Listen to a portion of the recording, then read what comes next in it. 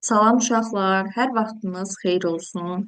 Gəlin, Array Test Bankından açıq tipli suallara baxaq. 95 nömrəli tapşırıqda deyilir ki, klaviaturadan n ədədi və rəqəmlərinin sayı n-ə bərabər olan tam ədəd girişə verilərsə, bu ədədin ilk və son rəqəminin hasilini çap edən proqram Python dilində yazılan uşaqlar. Deməli, ədədimiz e, məsələn, klaviaturadan n ədədi deyir. Ədədimiz tutaq ki, 5 rəqəmlidirsə, 5 götürmüşüksə, n-in yerində 5 götürmüşüksə, daxil etdiyimiz ədəd 5 rəqəmli olmalıdır. N-i tutaq ki, 3 götürmüşüksə, daxil etdiyimiz ədəd 3 rəqəmli olmalıdır. Yəni, biz girişə 2 ədəd daxil eləməliyik. Biri rəqəmlərinin sayını təyin edən, digəri isə həmin neçə rəqəmli olduğunu göstərən ədəd. İndi yazıram n bərabərdir int, input. Bu olsun bizim ədədin rəqəmlərinin sayını göstərənimiz input daxil edirik.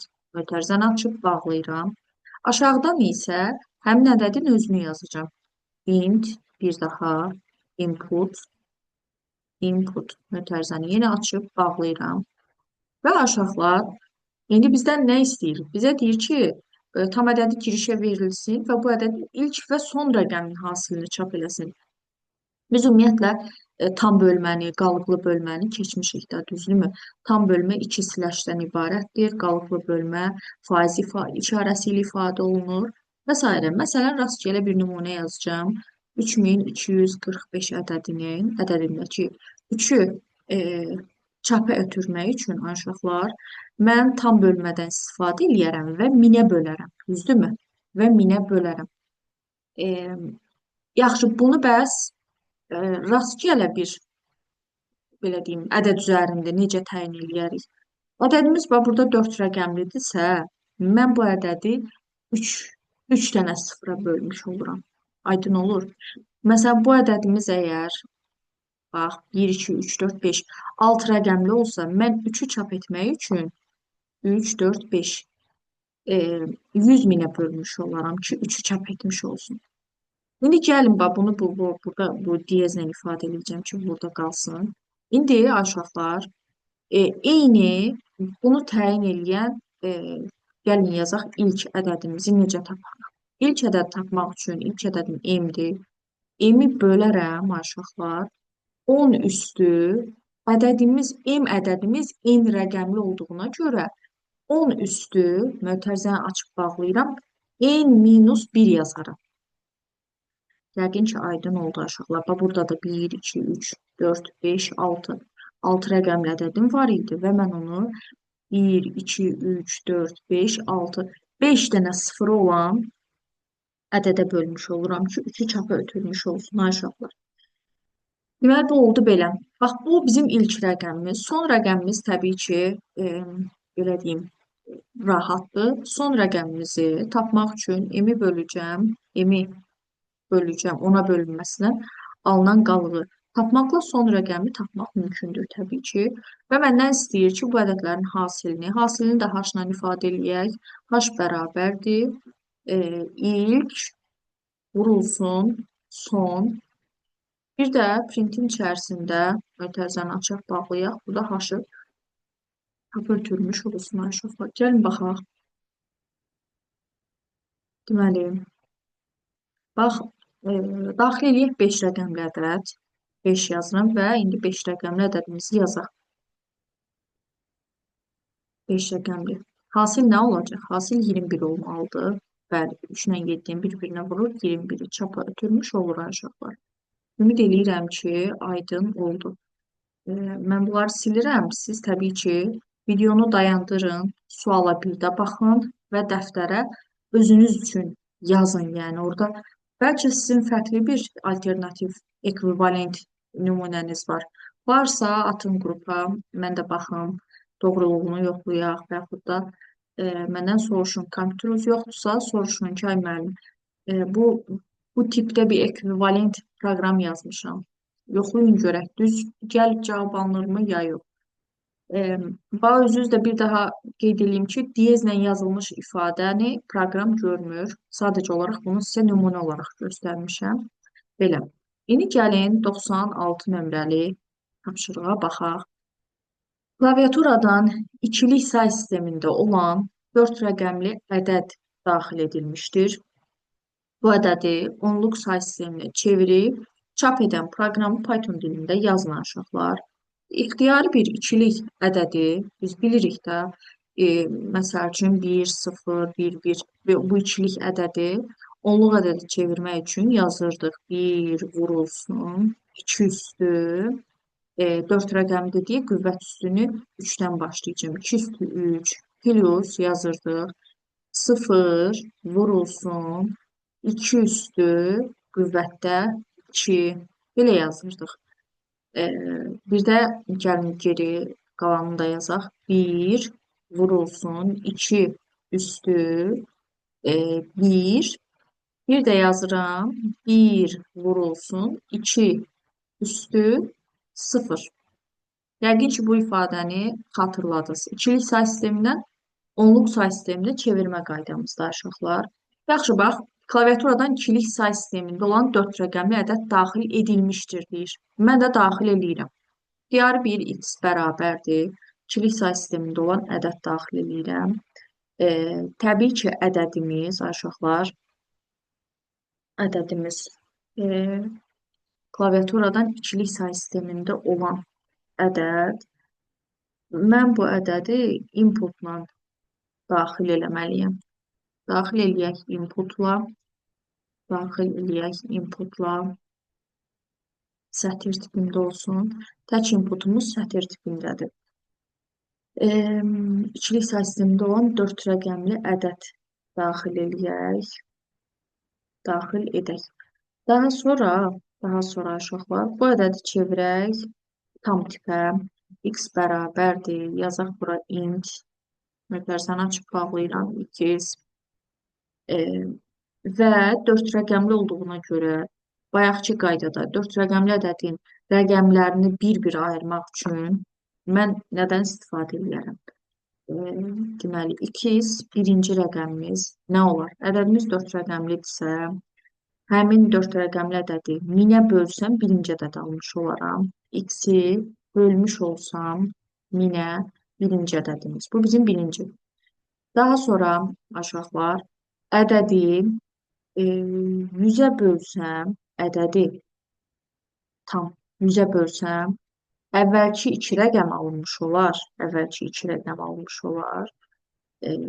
Deməli, ədədi 4 rəqəmli ədədi əgər 100-ə bölsəm, əvvəlki 2 rəqəm alınar və ondan alınan qalıq olacaq ortada olan ədəd.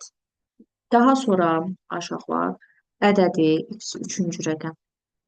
Ədədimizi bu səfər 10-a bölsəm, 3 rəqəm alınacaq və ondan 10-a bölünməsindən alınan qalıqda alınacaq 1, 2, 3-cü rəqəm.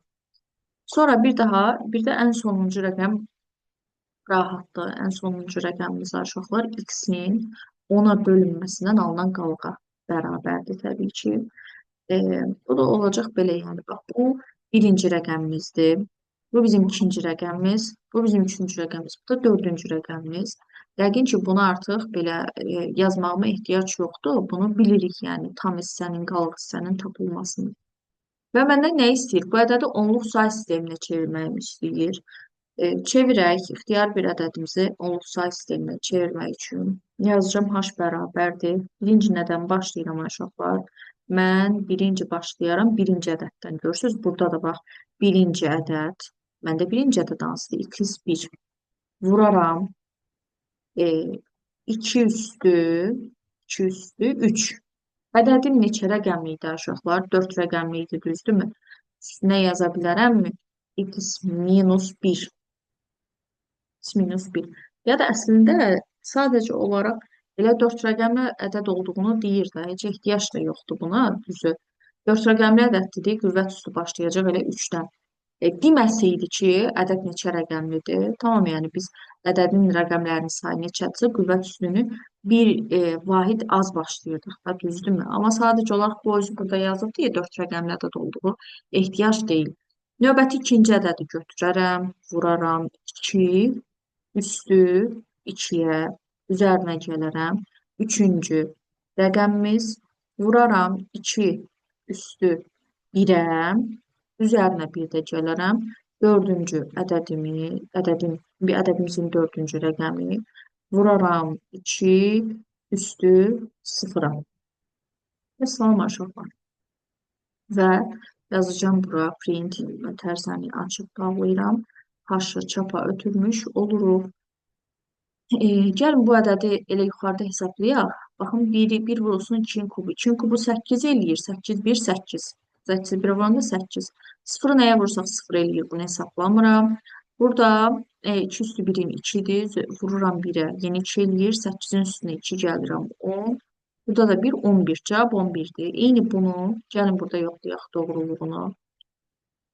1, 0, 1, 1. Enteri vursam, bəli, cavab alınacaq 11. Bu da oldu aşağılar bizim ikilik ədədimizin onluq say sistemində ifadəsi. Bu oldu belə.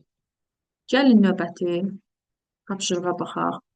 Deyir ki, yan tərəfləri kiçik oturacağa bərabər olan trapesiyanın öncə kiçik, daha sonra isə böyük oturacağının uzunluğu girişə verildikdə onun sahəsi və perimetrini hesablayıb çap edən proqramı Python dilində yazın. Deməli, yan tərəfləri kiçik oturacağa bərabər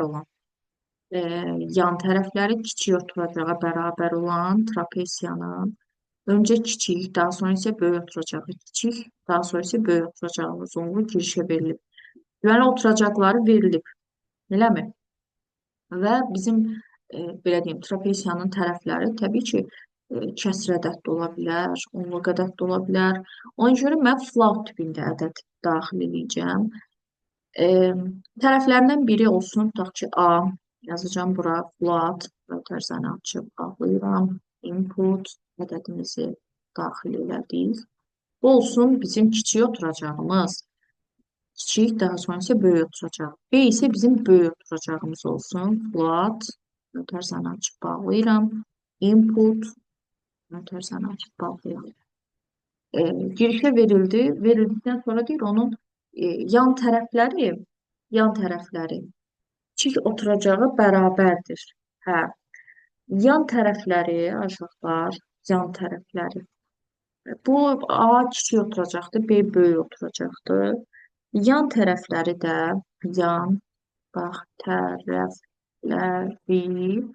bərabərdir nəyə? Yan tərəfləri kiçik oturacağı, yəni A-ya bərabərdir. A-ya bərabərdir. Bunu da burada yadımızda saxlayaq. Və məndən onun sahəsini istəyir. Sahəsi, perimetri ümumiyyətlə, perimetri nə olacaq? Perimetri tərəflərinin cəmi olacaq da, düzdür? Əgər iki yan tərəfi A-ya bərabərdirsə, deməli bizim perimetrimiz A plus A plus A olacaq, bir də plus B olacaq da, düzdürmü? Bu olacaq bizim trapeziyamızın perimetri, yəni 4 tərəfinin cəmi. Və yaxud da yazmaq olar 3 vurulsun A, belə də yazmaq olar 3 vurulsun A plus B. Bu bizim perimetrimiz oldu. Daha sonra perimetrini hesabladıq. Bir də sahəsini istəyir bizdən. Sahəsi nəyə bərabər olar? Sahəsi trapeziyamızın sahəsi böyük oturacaqdan kiçik oturacağı çıxsaq biz.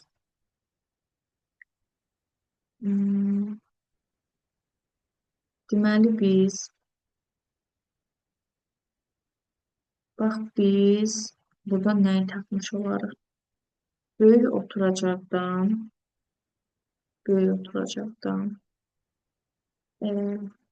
çıxsaq kiçik oturacağı düsturumuz necə idi? Düsturumuz səhv etmirəmsə bax bu M olur bizim böyük oturacaq. Bir dəqiqə bu səhv etmirəmsə hündürlüyümüzün düsturdur da, düzdürmü? Trapesiyanın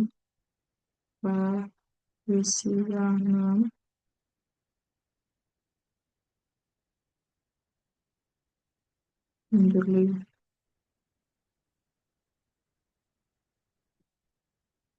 Ben bu trapeziyenin hündürlüğü üstüne. Hmm. Ha, bak burada. Maşallah. Trapeziyenin hündürlüğü.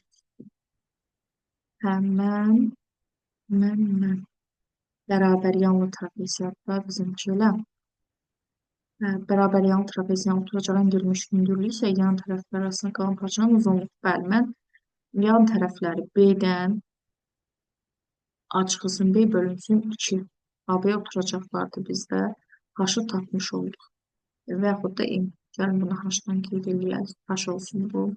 B minus A bölünsün 2 olsun. Daha sonra sahəni tapmaq üçün isə uşaqlar bircə saniyə.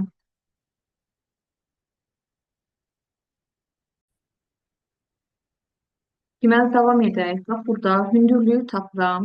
Bax, bu bizim bərabər yanlı trapeziyanın hündürlük düsturumuzdur. H bərabərdir.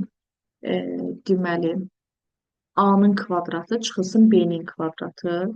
Mən də burada yazacağım uşaqlar. Bizdə axı kiçiyimiz A idi, düzdürmü?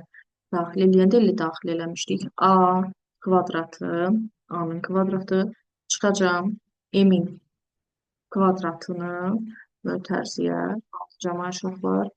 Mötərizəyə alıram. Və bu ifadəni kök altında tapmalıyam.